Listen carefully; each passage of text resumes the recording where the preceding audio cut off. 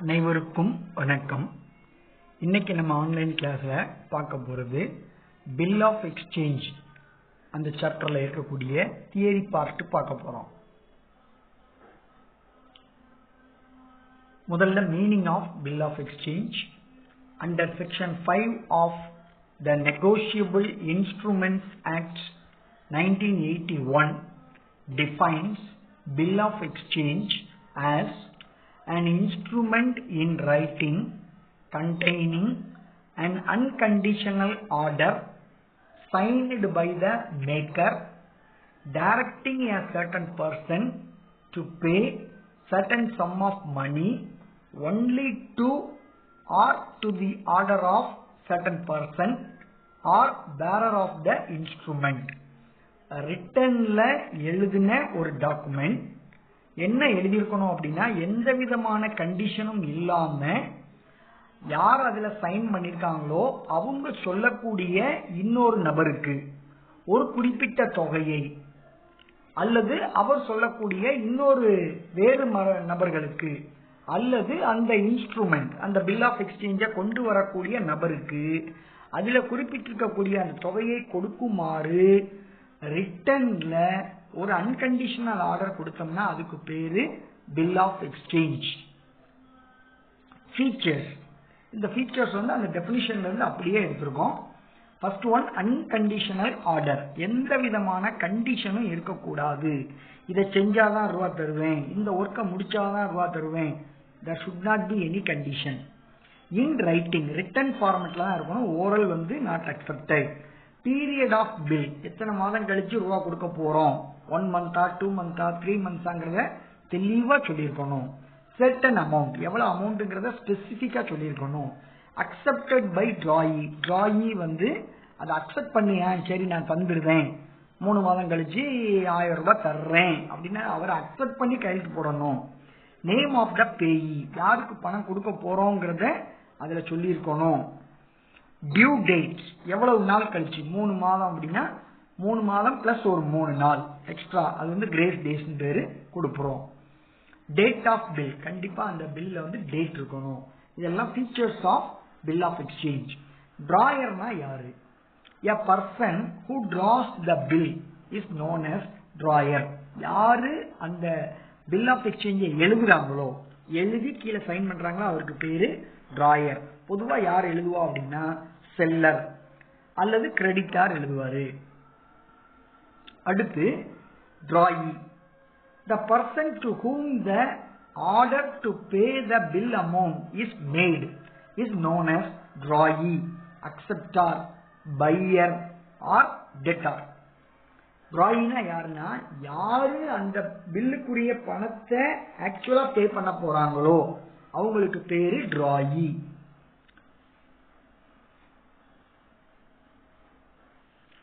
For the drawer, the bill is known as bills receivable. For the drawee, the bill is known as bills payable. Payee.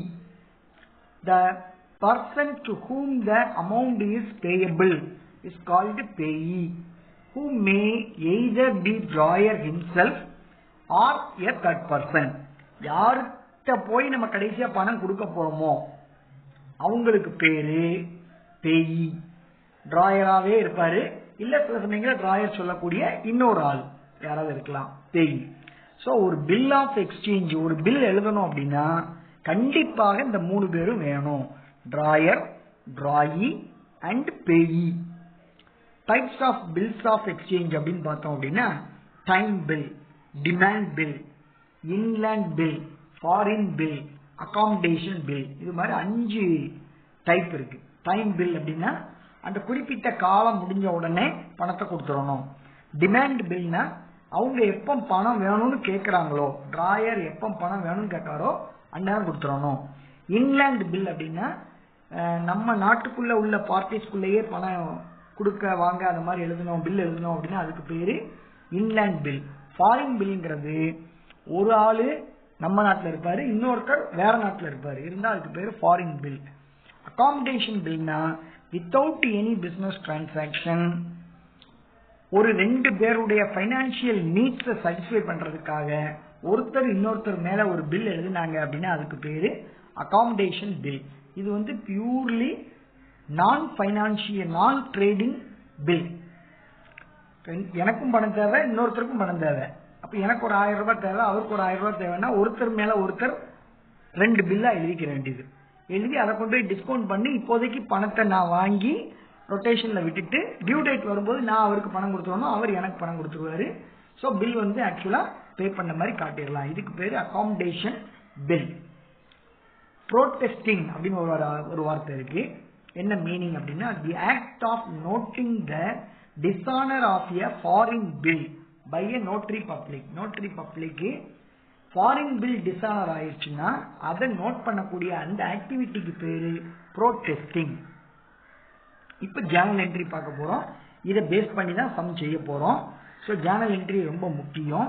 முதல்ல journal entries in the books of drawer or seller. இன்னொன்று வந்து journal entry in the books of drawee or buyer. இப்ப இந்த கணக்குல வந்து செல்லரை வந்து நம்ம ஏன்னு எடுத்துக்கிறோம், பையரை வந்து பின்னு எடுத்துக்கிறோம். ஒரு எக்ஸாம்பிளுக்கு அப்படி ஒரு நேம் கொடுத்துட்டு இப்போ ஆரம்பிக்கிறோம். First entry for credit sales. Credit sales பண்ணும்போது யாருக்கு கிரெடிட் சேல்ஸ் பண்றாருன்னா பிங்கிறவருக்கு, அதாவது டிராயிக்கு சேல்ஸ் பண்றாரு.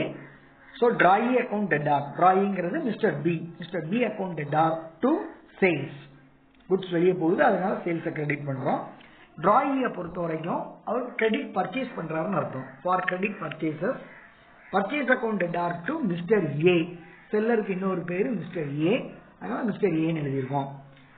அப்புறம் இது வந்து கிரெடிட் சேல்ஸ்ங்கிறதுனால பணம்னு கேட்கும்போது அவர் பில் கொடுப்பாரு. 1 மந்த் கழிச்சு ரூபா தரேன், இல்ல 2 மந்த்ஸ் கழிச்சு ரூபா தரேன்னு சொல்லி பில் கொடுப்பாரு. அந்த பில்லை நம்ம வாங்கணும், டிராயர் வாங்கணும். Bill for bills receivable received. Bills receivable account debtor to mister B account. Bill நமக்கு உள்ள வருது, அதனால டெபிட் பண்றோம். மிஸ்டர் பி கிவர், அதனால கிரெடிட் பண்றோம். அங்க அவருடைய டிராயிங் புக்ல bills payable given. Mister A account debtor to bills payable. Mister A வந்து அவருக்கு தான் அந்த பில் வந்து பில்லை ரிசீவ் பண்றது மிஸ்டர் ஏ, அதனால மிஸ்டர் ஏ அக்கௌண்ட்டை டெபிட் பண்றோம். பில்ஸ் பேயபிள் வெளியே போகுது, அதனால கிரெடிட் பண்றோம். இப்போ 1 மந்த் பில் வைங்களேன், 1 மந்த் வரைக்கும் அந்த பில்லை நம்ம என்னன்னாலும் செய்யலாம். அஸ் எ டிராயர் அந்த பில்லை நம்ம என்னெல்லாம் செய்யறதுக்கான பாசிபிலிட்டிஸ் இருக்குன்னா 3 பாசிபிலிட்டிஸ் இருக்கு. ஒன்னு வந்து ரீடைன்டு த பில், நம்மளே வச்சிருந்து அந்த பில்லுக்குள்ள பணத்தை 1 மந்த் முடிஞ்ச உடனே வாங்கிக்கலாம். ரெண்டாவது ஆப்ஷன் என்ன அப்படின்னா அந்த பில்ல இப்போ உடனே பணம் தேவை அப்படின்னா பேங்க்ல கொண்டு போய் கொடுத்து டிஸ்கவுண்ட் பண்ணி பணம் வாங்கிக்கலாம். மூணாவது ஆப்ஷன் என்டார்சிங் த பில். நமக்கு யாராவது பணம் கொடுக்க வேண்டியிருந்து அவங்க திருப்பி கேட்கும் போது பணத்துக்கு பதிலாக நம்ம இந்த பில்லை என்ன செய்யலாம், அவங்க பேருக்கு டிரான்ஸ்பர் பண்ணலாம். என்டார்சிங் த பில். இந்த 3 ஆப்ஷன் இருக்கு டியூ டேட் வர்றது வரைக்கும். டியூ டேட்டுக்கு முன்னாடி இந்த 3 ஆப்ஷன்ல ஏதாவது ஒண்ணு நம்ம இம்ப்ளிமெண்ட் பண்ணணும்னா பண்ணலாம். ரீடைன்டு பில்லுக்கு என்ட்ரி எல்லாம் கிடையாது. ஃபார் டிஸ்கவுண்டிங் த பில், நம்ம பில்லை பேங்க்ல கொண்டு போய் கொடுத்து டிஸ்கவுண்ட் பண்றோம் அப்படின்னா bank account debtor discount account debtor to bills receivable. Bills receivable வெளியே போறதுனால கிரெடிட் பண்றோம். பேங்க்ல இருந்து பணம் வரப்போகுது, அதனால பேங்க் வந்து பணம் உள்ள வருது, கம்ஸ் இன், அதனால டெபிட் பண்றோம். டிஸ்கவுண்ட் வந்து நமக்கு எக்ஸ்பென்சஸ். பேங்க்ல 1000 ரூபாய்க்கு டிஸ்கவுண்ட் பண்றோம் அப்படின்னா 1000 ரூபாய் ஃபுல்லா கொடுக்க மாட்டாங்க, ஒரு 950 ரூபாய் கொடுப்பாங்க. 50 ரூபாய் பேங்க்குக்கு இன்கம், நமக்கு எக்ஸ்பென்சஸ். அந்த எக்ஸ்பென்சஸ் வந்து டிஸ்கவுண்ட் அக்கௌண்ட் எழுதுறோம். பில் அமௌண்ட் பில் வெளியே போறதுனால பில்ஸ் ரிசீவ்ல கிரெடிட் பண்றோம். டிராயிங் புக்ல நோ என்ட்ரி, ஏன்னா டியூ டேட் அன்னைக்கு தான் அவனுக்கு வேலை இருக்கு, அது வரைக்கும் அவன் இந்த பில்லை நம்ம என்ன செஞ்சாலும் அங்க நோ என்ட்ரி. அடுத்து என்டார்ஸ் பண்ணோம்னா நம்மளுடைய கிரெடிட்டாருக்கு நமக்கு வந்த பில்லை டிரான்ஸ்பர் பண்ணி கொடுத்தோம்னா, ஃபார் எக்ஸாம்பிள் நம்மளுடைய கிரெடிட்டார் பேரு மிஸ்டர் சின்னு வச்சுக்கிறோம். அவருக்கு நம்ம என்டார்ஸ் பண்றோம். அப்ப மிஸ்டர் சி தான் ரிசீவர், அதனால மிஸ்டர் சி அக்கௌண்ட்டை டெபிட் பண்றோம். டு பில்ஸ் ரிசீவபிள் வெளியே போகுது, அதனால கிரெடிட் பண்றோம். Mister C account debtor to bills receivable. இங்க டிராயிங் புக்ல நோ என்ட்ரி. அப்புறம் ஆன் தி டியூ டேட், அன்னைக்கு டியூ டேட் அன்னைக்கு 1 மந்த்னா 1 மந்த் பிளஸ் ஒரு 3 டேஸ் கிரேஸ் டேஸ் கொடுப்பாங்க. அந்த 3 டேஸ் ஆட் பண்ணி 1 மந்த் பிளஸ் 3 டேஸ் கழிச்சு பணம் கரெக்டா கொடுத்துட்டாங்கன்னா அதுக்கு பேரு ஆனர்டு. பில் வந்து ஆனர் ஆயிடுச்சுன்னு அர்த்தம். பணம் கரெக்டா நம்ம வாங்கிட்டோம் அப்படின்னா பில் இஸ் ஆனர்டு. ஆனர் ஆகும்போது அப்பவும் 3 என்ட்ரி இருக்கு. நம்மளே பில்ல வச்சிருந்து அந்த பில் ஆனர் ஆச்சுன்னா என்ன என்ட்ரி, பேங்க்ல டிஸ்கவுண்ட் பண்ணி இருந்த சூழ்நிலையில பில் ஆனர் ஆச்சுன்னா என்ன என்ட்ரி, நம்மளுடைய கிரெடிட் கார்டுக்கு என்டார்ஸ் பண்ணி கொடுத்து பில் ஆனர் ஆயிருந்ததுன்னா என்ன என்ட்ரி. ஸோ 3 விதமான என்ட்ரி இருக்கு at the time of honouring the bill.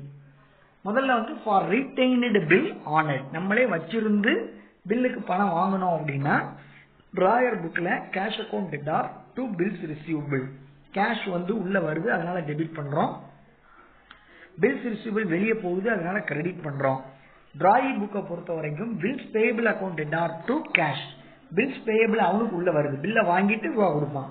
So அவனை பொறுத்த வரைக்கும் பில்ஸ் பேயபிள் உள்ள வருது, கேஷ் வெளியே போகுது. So bills payable account debtor to cash. அப்புறம் discounted bill or endorsed bill honoured, நம்ம பேங்க்ல டிஸ்கவுண்ட் பண்ணியிருந்து அல்லது வேற யாருக்காவது டிரான்ஸ்ஃபர் பண்ணி கொடுத்துருந்து அப்போ பில் ஆனர் ஆச்சுன்னா நம்ம புக்ல என்ட்ரி கிடையாது. ஏன்னா பணம் நம்ம வாங்க போறது இல்லை, பேங்க் வாங்குவோம் அல்லது என்டார்ஸ் பண்ண அந்த கிரெடிட்டார் தான் பணம் வாங்குவாரு, நமக்கு என்ட்ரி கிடையாது. டிராயி புக்ல as usual பழைய என்ட்ரி தான். டிராயை பொறுத்த வரைக்கும் பில் உள்ள வருது, bills payable account debtor to cash. On the due date if the bill is dishonoured, இப்போ ஆனர் ஆச்சுன்னா என்னங்கிறது பார்த்தோம். அதே மாதிரி டிஸ்ஆனர் ஆச்சுன்னா என்ன என்ட்ரி, அதே 3 சிச்சுவேஷன். நம்மளே வச்சிருந்து பில்ல ரீடைன் பண்ணி இருந்து டிஸ்ஆனர் ஆச்சுன்னா என்ன என்ட்ரி, டிஸ்கவுண்ட் பண்ணி பேங்க்ல டிஸ்கவுண்ட் பண்ணி இருந்து டிஸ்ஆனர் ஆச்சுன்னா என்ன என்ட்ரி, என்டார்ஸ் பண்ணின பில்லு டிஸ்ஆனர் ஆச்சுன்னா என்ன என்ட்ரி. 3 என்ட்ரி எழுதணும், 3ல ஏதாவது ஒன்று வரலாம். ரீடைன்டு பில் டிஸ்ஆனர்ட், நம்ம டியூ டேட் வரைக்கும் நம்மளே வச்சிருந்து டிராயிட்ட போய் பணம் கேட்கிறோம், பணம் அவர் தரமாட்டேன்னு சொல்லிட்டாருன்னா என்ன entry. Mister D account debtor to bills receivable, பில்லை கொண்டு போய் நம்ம என்ன செய்வோம்னா பிடே கொடுத்துருவோம். அப்போ மிஸ்டர் பி ரிசீவர், அதனால அவரை டெபிட் பண்றோம். பில்ஸ் பேயபிள் பில்ஸ் ரிசீவபிள் நம்மளை விட்டு வெளியே போகுது அதனால கிரெடிட் பண்றோம். டிராயி புக்ல அவர் பில்லை வாங்கிட்டு பணம் கொடுத்துருக்க மாட்டாரு, அதனால திரும்பவும் நம்ம அக்கௌண்ட் ஏ அக்கௌண்ட்டை கிரெடிட் பண்ணணும். ஏன்னா டிராயியை பொறுத்த வரைக்கும் ஏங்கிறது கிவர், அதனால கிரெடிட் பண்றோம். பில்ஸ் பேயபிள் உள்ள வருது அதனால டெபிட் பண்றோம்.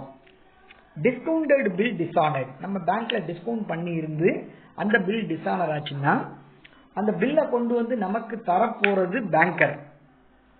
உங்க பில்லு டிஸ்ஆனர் ஆயிடுச்சுன்னு பேங்கர் தான் நமக்கு தருவாரு. ஸோ பேங்கர் கிவர், அதனால அவர் அக்கௌண்ட்டை கிரெடிட் பண்றோம். நம்ம அந்த பில்லை எடுத்துட்டு போய் மிஸ்டர் பீட்ட கொடுத்துருவோம், உங்க பில்லுக்கு பணம் இல்லை திரும்பி வந்துருச்சுன்னு சொல்லி அவர்கிட்ட கொடுத்துருவோம். So mister B receiver, mister B account debtor to bank. Drawee புக்ல ஏற்கனவே சொன்னதுதான், பில் உள்ள வருது, ஏ வந்து கிவர் அதனால அவரை கிரெடிட் பண்றோம். என்டார்ஸ்டு பில் டிஸ்ஆனர்ட், நம்ம வேற யாருக்காவது நம்மளுடைய கிரெடிட் கார்டுக்கு என்டார்ஸ் பண்ணி கொடுத்திருந்து அந்த பில் டிஸ்ஆனர் ஆயிடுச்சுன்னா மிஸ்டர் பி அக்கௌண்ட் டெட்டார், ஏன்னா அவர் தான் ரிசீவர், அந்த பில்லை கொண்டு போய் நம்ம மிஸ்டர் பி கொடுக்க போறோம். மிஸ்டர் சி அக்கௌண்ட் கிரெடிட் பண்ணணும், ஏன்னா அவர் தான் கிவர். மிஸ்டர் சி கையில தான் பில் இருக்கும். டிஸ்ஆனரான விஷயம் முதல்ல சிக்கு தான் தெரியும், உடனே நம்மகிட்ட வந்து கொடுத்துருவாரு. So C is the giver. அந்த பில்லை வாங்கிட்டு போய் நம்ம பீட்ட கொடுக்க போறோம். Mister B account debtor to mister C account. இதே இது அங்க அவருடைய புக்ல பழைய என்ட்ரி தான், bills payable account debtor to mister A account. Noting, இந்த மாதிரி டிஸ்ஆனர் ஆன உடனே இந்த டிஸ்ஆனர் ஆன விஷயத்தை நம்ம பில்லுல பின்பக்கம் என்ட்ரி பண்ணணும். அதை நோட் பண்றதுக்கு நோட்டரி பப்ளிக்னு ஒரு லாயர் இருப்பாரு, அவர்கிட்ட கொடுத்துதான் என்ட்ரி பண்ண முடியும். நோட்டிங் அப்படிங்கிறதுக்கு என்ன மீனிங்னா, the process of recording the reason for the dishonor of a bill by a public notary public. Notary பப்ளிக்ங்கிறது ஒரு லாயர், அவர்கிட்ட போய் நம்ம சொல்லணும் இந்த மாதிரி பில்லு டிஸ்ஆனர் பண்ணிட்டான் அப்படிங்கறத சொன்ன உடனே அவரு அதை கன்ஃபார்ம் பண்ணி அந்த பில்லுக்கு பின்பக்கம் சர்டிஃபை பண்ணுவாரு. இந்த பில் வந்து இந்த ரீசன்னால டிஸ்ஆனர் ஆச்சு அப்படிங்கறத சர்டிஃபை பண்ணி சைன் பண்ணுவாரு. அதுக்கு பேரு நோட்டிங். நோட்டிங் சார்ஜஸ் என்னன்னா, the fees charged by notary public for noting the dishonor of the bill. அந்த நோட்டிங் பண்றதுக்கு எவ்வளவு ஃபீஸ் கேட்கறாரோ அதுக்கு பேர் நோட்டிங் சார்ஜஸ்.